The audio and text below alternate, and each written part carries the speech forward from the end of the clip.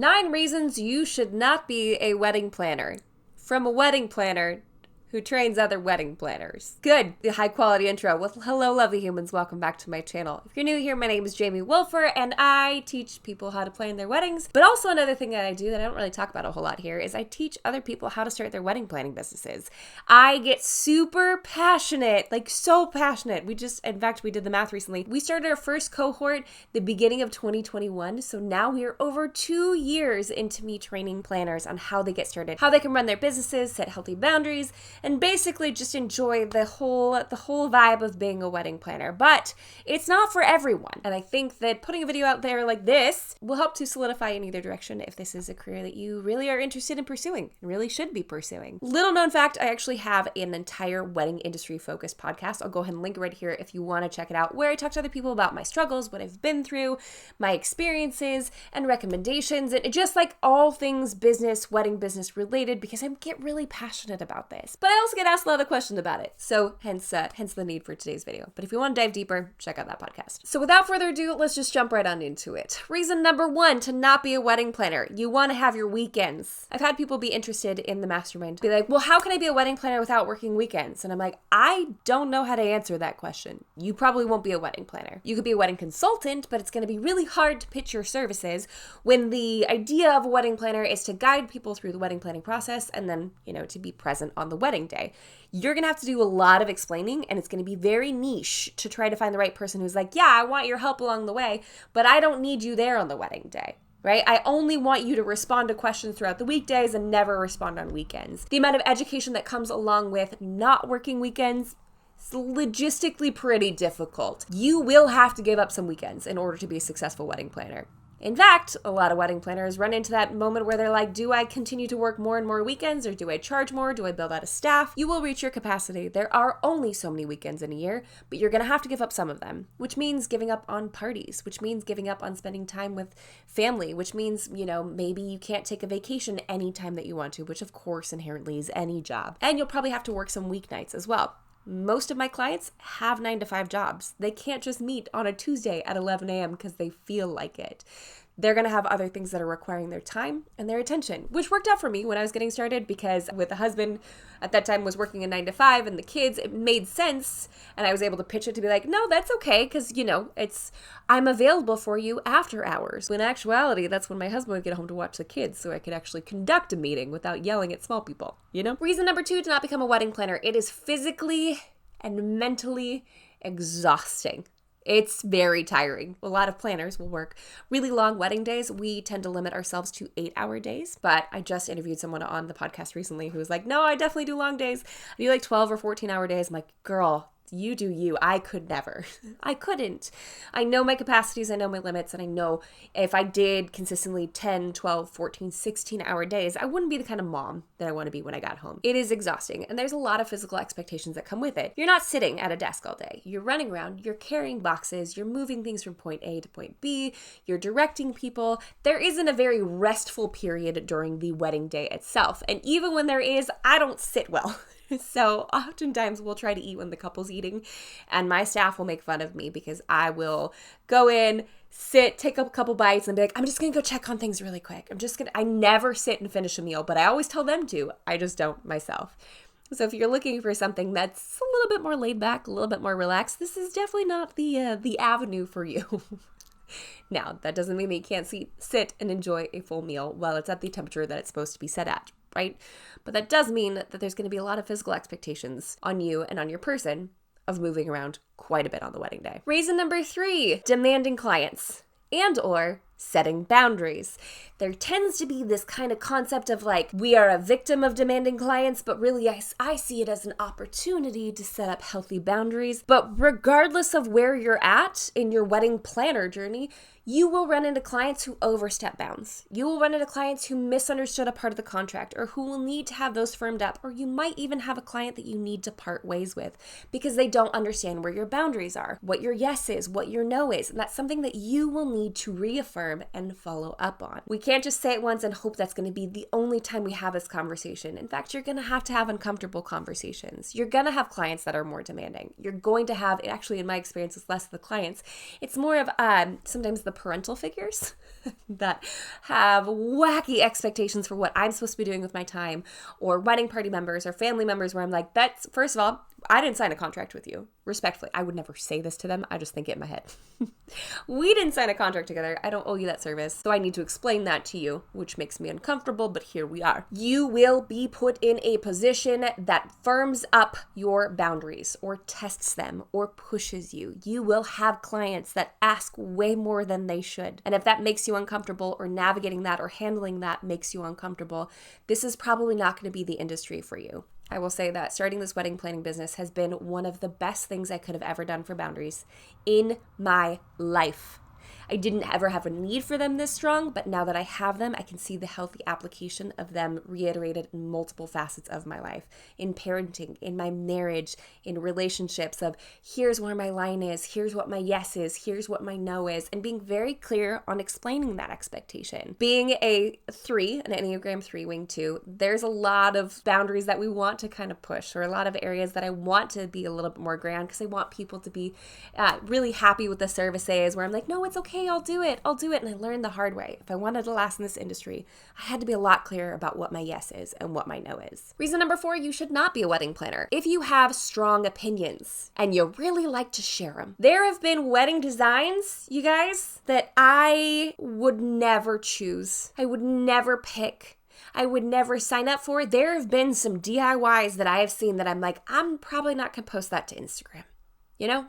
But you know what? The client's happy with it, and I'm happy that they're happy, but that is not on brand for me. And personally, I can't stand the way that that looks, or I would not have made that choice, or, I wouldn't have spent my money on that. If you were the type that has a strong opinion and you need people to hear it, this is not going to be the space for you, for sure. You are there to support your couples, to support your clients, to work them through these ideas, give them suggestions, give them advice, and then honestly, support them through even sometimes when they make a bad choice or when they make a bad decision. It is your job to set that boundary, to make that expectation clear, to share the advice, of course. We're not going completely hands off.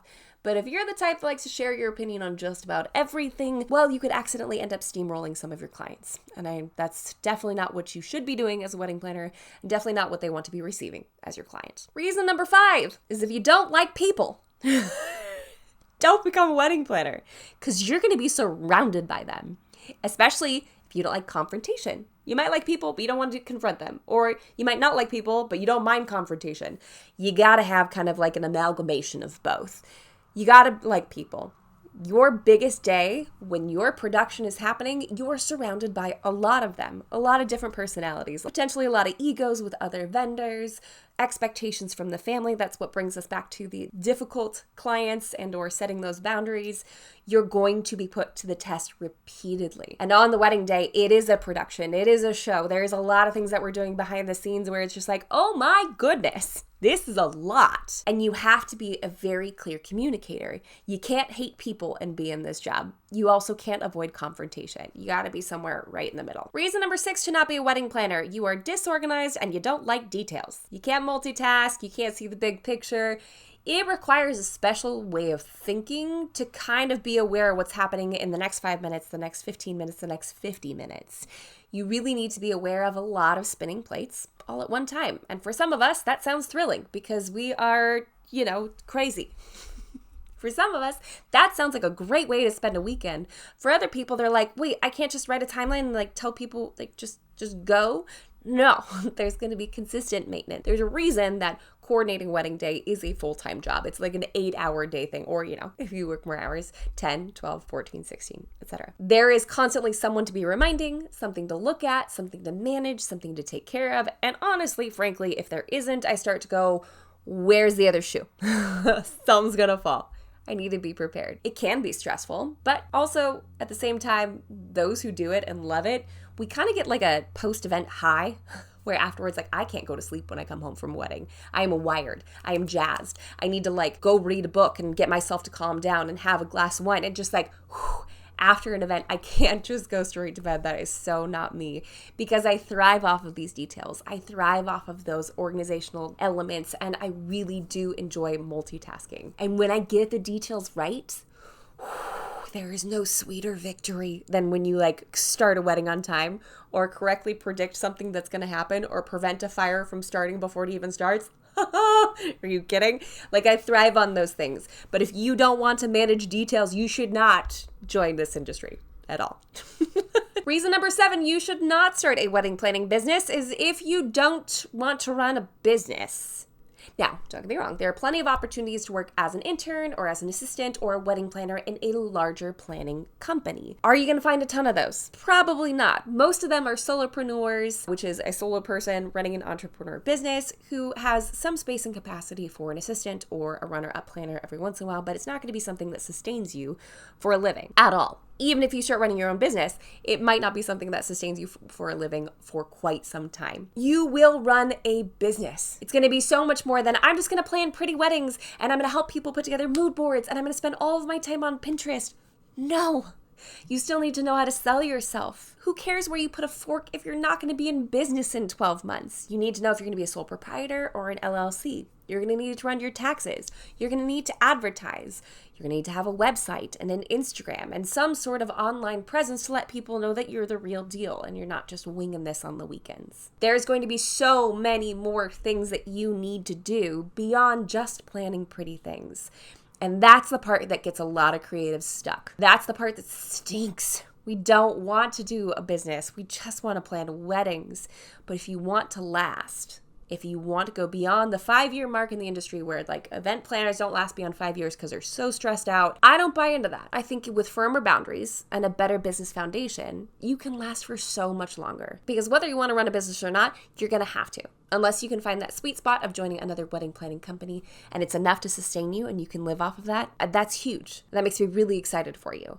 But the likelihood of that happening is not very large across the board. If you want to be a wedding planner, you're probably gonna have to run a business as well. And that involves selling yourself, pitching yourself, coming up with a why. Like, why are you doing this? With a mission statement, with pricing and packaging and contracts. A lot of that legalistic stuff that starts to get a little bit icky if you don't know what you're doing. You're going to have to wade through some of the icky to run a successful business. And I wish I could just take it away from you. I can't, but I can teach you how to do it. If you want to come join us in the mastermind, we open up cohorts every couple of months to let y'all through. And I teach you how I started my business. No, I can't do all of the business planning for you, but I can tell you how to do it and make sure we're making that as foolproof as possible, getting that out of the way, get your business up and running so you can get to the stuff that's really important to you. That's one of the main tenets of the mastermind, because again, who cares where you put a fork if you're not going to be in business in 12 months? Reason number 8 to not become a wedding planner. You want to be a hero. This was a big one to kind of learn on accident. There's a book called Building a Story Brand. Oh gosh, I can't remember who wrote it. But basically, we kind of had to learn the hard way of like, we are not here to be glamorized or glorified at all. If you don't see me, I'm doing my job. If I don't show up in your photos, good. If you've seen the movie The Wedding Planner with J-Lo, there's a lot of like glorification that comes like, ooh, the wedding planner, right? No. Like, our goal is to highlight the couple. Our goal is to help you tell your story. Our goal is to help you have a magnificent wedding day. I want you to never know what's going on behind the scenes. I don't need glorification. I don't need you to know all the details that I went through. In fact, I don't want you to know. Something goes wrong at every single event. And it is not, I do not have the need, I will say in the beginning, I wanted to. Sometimes I wanted to be like, oh my gosh, I want to tell this client what happened at their wedding. So they can be like, oh my gosh, Jamie, you did so great. And I'd be like, I know. I had to learn that to run a successful business, to build a story brand, I need to make the client the hero. Then having a successful wedding day is the ultimate prize. I will not get a gold sticker at the end of the day. I will not get a attaboy pat on the back. That's not going to happen. It might, just inadvertently, but that's not the goal or the purpose of my services. The goal and purpose of my services is for you to not notice a thing, for it to feel seamless and smooth and not even a glitch or a blip on your radar. You just enjoy. You become the hero of the wedding day. you get to enjoy your wedding day and not have to worry about all those details. So if you're considering becoming a wedding planner because you want the glitz and the glam, because you think it sounds like a very revered job and it sounds very fancy, then I'm here to tell you that you're probably not going to last super long in this business because that's not the point. You can tell people you're a wedding planner, great, but if you're not running wedding days with your clients as the heroes, it's only going to get you so far. But if you can leave a wedding day and your couple feels like $1 million, then you've done your job. The last reason you should not become a wedding planner is if you're afraid of getting emotionally attached, because you will. There are clients that to this day will always maintain a really special place in my heart. And it's so weird when their wedding's over and like not talking to them all the time. It feels like I've lost a friend in so many capacities where I'm just like, wait, no, we used to talk, but I have to be emotionally available for the next person, and I love you, and I can't believe that I got to be a part of this with you, and thank you so much. But now I have to do it all over again with someone new. And it's weird. And no one talks about that. Like, everyone's like, oh yeah, you mean you'll get close to friends. No, I've gone to baby showers. I've gone to birthday parties. I have done all of these incredible things with these incredible humans. And then they move on to the next phase of their life. It's beautiful. And I'm so honored that I got to be a part of that. But it does run a toll on your heart a little bit, where you're just like, showing up, being present, showing up for them emotionally, where they're going through a lot and they're probably running into boundary issues, expectations, financial issues, weird things are happening with family, and you're the person that gets it, and you're the person that they go to, and you form this precious and beautiful bond that you are so grateful for, and then it just stops. It doesn't have to, of course. You can maintain and continue the friendships afterwards, but it's something that requires a lot from you emotionally, of course. You can be good with your boundaries. You could say no and not overgive. There's something really precious and really sad about the end of a wedding day. I have been known to cry at a couple events. There's one where the photographer caught it, and I was like, you've got to be kidding me. Rude. Where this couple that I just worked with for so long, they were the first one to book me from out of state. And I just could not. Megan and Tim, if you're watching this, you're probably not. You might be though. Megan's such a sweet supporter. During their first dance, I just started crying because I was like, this is it. Like, I don't have a guaranteed time of talking to them once a week or once a month or however frequently we're communicating. Like, this is the end of like our relationship. Now, of course, we stayed in touch over the years and communicated and followed each other on Instagram, but there is a very bittersweet feeling that comes with a lot of these events because there are certain couples that are just going to touch your soul and they're going to wreck you in the best way. And in the worst way. It's an emotionally and physically demanding career. But let me tell you that even after saying all of these things, reasons you should not be a wedding planner out loud, I would not trade this career for anything. I love the physical exhaustion. I'm fine with it. I mean, heck, I already told you I get a high when I come home. I love running a business. I love putting up boundaries. This is something I never really knew before or craved before. This has been one of the biggest growing periods of my life. This business has firmed up who I am. I've become a better wife, a better mom, a better friend, a better person because of my wedding planning business and because of you guys and being able to have these conversations. So if you watched all this and you're like, you know what, I still want to be a wedding planner. I'm not scared. That didn't deter me. I'm still fascinated and interested, and let's go. I want to do this. I highly recommend that you join the waitlist for the mastermind. Please come join me. My goal in the mastermind is to make you a better wedding planner than I could ever be. So if you went through all this and you're like, nope, still sounds good. I still subscribe to that, which by the way, you can subscribe down below. Most of what I do here is helping couples plan their weddings, but every once in a while, I gotta talk to y'all, my fellow wedding planners in waiting, and just let you know that there's a place for you in this industry. I'm a huge fan of community over competition. So if you want to get started in your business, don't wait. Come join the waitlist. I would love to have you, and I would love to show you all of the reasons why this is honestly a life-changing industry, and you're going to love so much about it. So that's all we have for this week's video, guys. Thank you so much for stopping by. If you like the video, jump on down there, hit that like button, and subscribe to this channel for more tips and tricks for the modern day bride and occasionally the modern day wedding planner. And until next week, bye guys.